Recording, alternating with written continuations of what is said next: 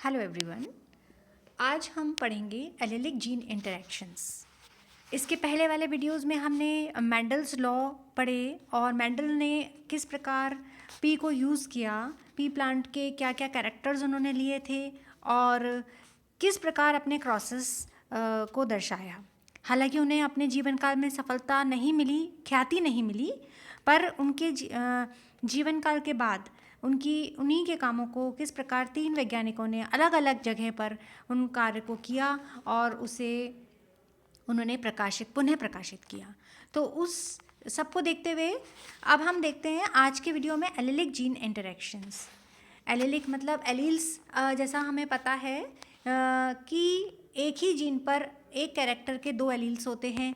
जैसे अगर हाइट ली है तो टॉल और डॉफ, लंबा और बौना, 2 एलील्स जो हैं वो एक जीन पर लोकेटेड होते हैं और वो उस कैरेक्टर को कभी तो वो डोमिनेंट होते हैं, जो डोमिनेंट होता है तो वो अपने आप को एक्सप्रेस करता है, यानी कि प्रभावी होता है तो वो एक्सप्रेस करता है।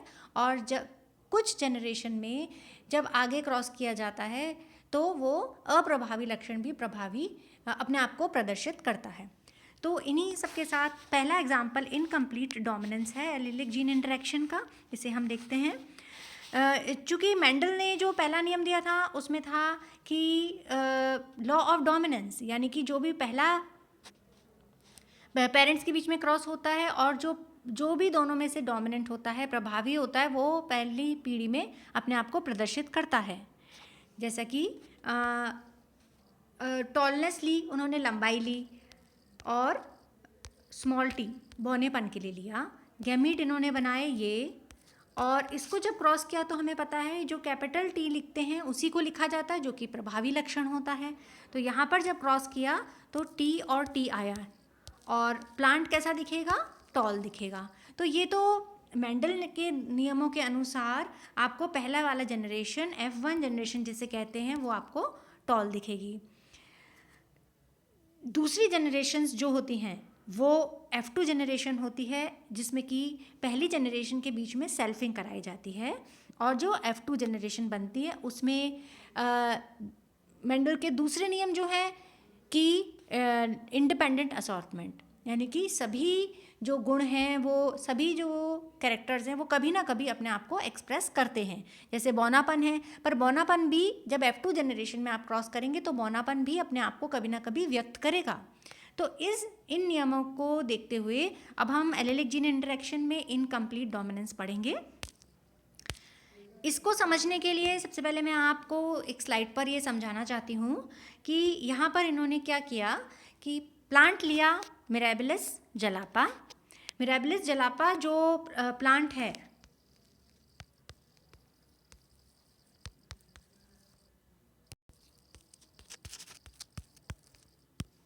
मिराबिलिस जलापा के जो प्लांट के जो फ्लावर्स थे उनमें उन्होंने देखा कि दो तरह के फ्लावर के बीच में जब क्रॉस किया F1 जनरेशन में, तो क्रॉस किस किस के बीच में किया? देखिए यहाँ पर है रेड फ्लावर, जिसको आप कैपिटल R से लिख रहे हो, और वाइट फ्लावर जिसको स्मॉल r से लिख रहे हैं, capital R and small r। तो जब इनके बीच में गैमीट्स बनाए जाते हैं, गैमीट्स हमें पता है, इसका गैमीट बनेगा R और इसका बनेगा स्मॉल r, इस तरह की कंडीशन आती है। तो इसके बीच में जब क्रॉस कराया, यहाँ पर F1 जनरेशन में आपको मिलेगा RR। अब अगर मेंडल के हिसाब से चलते तो यहाँ पर ये जो RR था वो, क्योंकि इस कैपिटल R रेड के लिए है और स्मॉल r वाइट फ्लावर के लिए है, ठीक है। तो ऐसी सिचुएशन में अगर मेंडल के हिसाब से अब हम चलते तो क्या होना चाहिए था? F1 जनरेशन रेड होनी चाहिए थी, पर क्योंकि यहाँ पर इनकम्प्लीट डोमिनेंस है, डोमिनेंस तो है, मतलब डोमिनेंट कौन सा है कैरेक्टर? ये वाला, ये डोमिनेंट है, पर यहाँ पर इनकम्प्लीट है, यानी कि अपूर्ण प्रभाविता है। अपूर्ण प्रभाविता का मतलब कि वो रेड कलर पूरी तरह से ना आकर अब ये किस में बन गया? रेड और वाइट मिलके इन्होंने बना दिया पिंक। और आपने देखा भी होगा जब हम रंग बनाते हैं तो किसी भी रंग को अगर हल्का करना होता है तो उसमें हम वाइट कलर मिला देते हैं। तो देखिए कितना खूबसूरती से नेचर ने भी इसको बनाया है कि रेड को वाइट के साथ जब मिलाया, फ्लावर के साथ रेड एंड वाइट, तो बन गया पिंक, जो कि नॉर्मल सी चीज़ है, पर क्योंकि यहाँ पे इनकम्प्लीट डोमिनेंस शो कर रहा है ये, तो इसको F1 जनरेशन में अब यहाँ पर कितने सभी फ्लावर जो थे वो क्रॉस तो है R इंटू स्मॉल आर, तो हो गया कैपिटल R स्मॉल आर, और इसने बनाया पिंक कलर। ठीक है, पिंक कलर का फ्लावर बनाया। अब इसी पिंक कलर के फ्लावर को जब आप F2 जनरेशन में लेके जाते हैं, F2 जनरेशन में आपको पता है क्या करते हैं अपन, F2 जनरेशन में जो भी F1 में आता है उसकी सेल्फिंग की जाती है। F1 में क्या बना था, RR, इसके बीच में क्या किया इन्होंने, सेल्फिंग करी, स्वपरागण। सेल्फिंग जब करते हैं तो दोनों के बीच में क्रॉस कराया जाता है। तो अब जो जनरेशन बनेगी वो क्या बनेगी, इसके क्रॉस को चेकर बोर्ड बना के हम देखते हैं। पहले हमने इसके गैमीट बनाए, R और R के क्या गैमीट बनेंगे,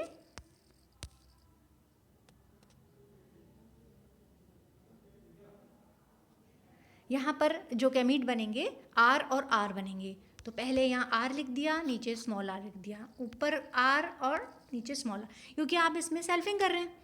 अब यहाँ पर आपने जब ये बनाया चेकर बोर्ड और इसको बनाकर देखते हैं तो पहले वाले दोनों क्रॉस में कैपिटल R आए, दूसरे वाले में कैपिटल R और स्मॉल r आया, तीसरे ये नीचे वाले में स्मॉल r और कैपिटल R है, और लास्ट वाले में R और R है। तो इस तरह से 4 आपके रेशियोज बने। एक ऐसा बना जिसमें दोनों कैपिटल R हैं, एक ऐसा बना जिसमें कि एक कैपिटल R यानी कि एक कैपिटल R और स्मॉल r है, दूसरे में एक कैपिटल R और स्मॉल r यानी कि कैपिटल R और स्मॉल r के 2 बने, और एक ऐसा बना जिसमें कि सिर्फ स्मॉल r है, यानी कि R R की कॉम्बिनेशन बनी है, R स्मॉल r की कॉम्बिनेशन बनी है, और स्मॉल r की कॉम्बिनेशन बनी है। इस तरह की कॉम्बिनेशंस बनी हैं। तो जो अब आप देखिए जो दोनों R हैं, कैपिटल R हैं, यानी कि पेरेंट की तरह है ये, तो ये कैसा होगा, रेड होगा, और ये ऐसे वाली एक ही फ्लावर ऐसा था जो रेड बना था।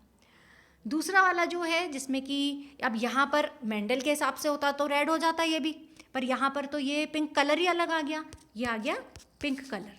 और पिंक कलर जो है ऐसे रेशियोज, अभी हमने इसके पहले जो चेकर बोर्ड बनाया था उसमें कितने थे, 2 थे, तो 2 हो गए आपके पिंक फ्लावर। और स्मॉल r, दोनों स्मॉल r जब होते हैं तो वो कौन सा कलर होता है, वाइट, जो कि पेरेंट लिया था हमने यहाँ पे वाइट पेरेंट, और ये भी 1 है। तो इस तरह का रेशियो बना है 1:2:1।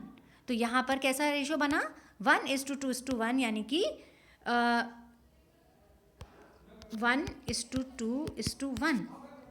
फिनोटाइप, अब ये आता है फिनोटिपिक। फिनोटिपिक का मतलब जब आप बाहर से किसी पौधे को देख रहे हो, कैरेक्टर को देख रहे हो, फ्लावर का जैसे कलर हम देख रहे हैं, तो वो अगर बाहरी रूप में देखने को हम देखते हैं तो भी यही बताएंगे कि 1:2:1 है, यानी कि एक रेड है, एक वाइट है और 2 पिंक है।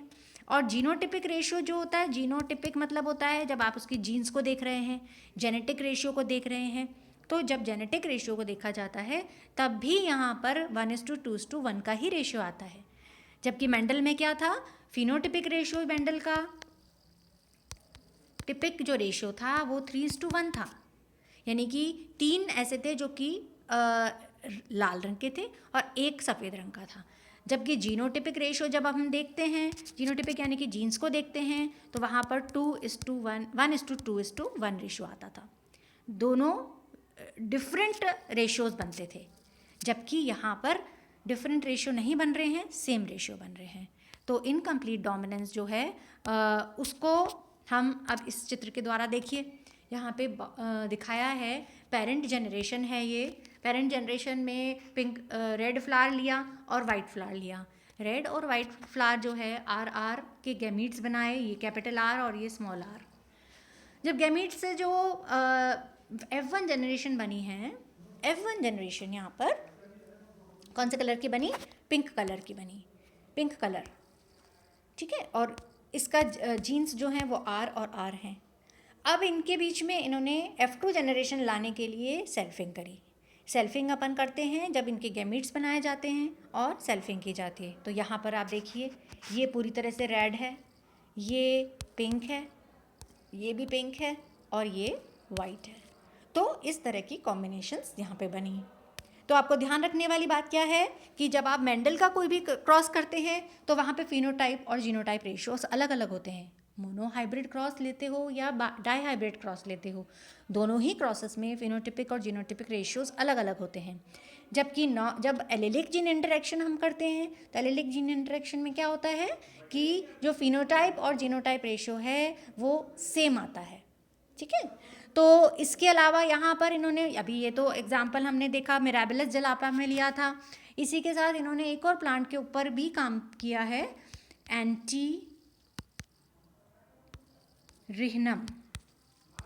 एंटीरिह्नम मेजस। ये जो प्लांट है एंटीरिह्नम मेजस, यानी कि जिसको स्नैप ड्रैगन भी कहते हैं, स्नैप ड्रैगन, ठीक है। तो स्नैप ड्रैगन जो कॉमन नेम है इसका, यानी कि एंटीरिह्नम मेजस, उसके अंदर भी इस प्लांट को स्टडी किया गया और वहाँ पर भी इनकम्प्लीट डोमिनेंस, अपूर्ण प्रभाविता दिखी इनको।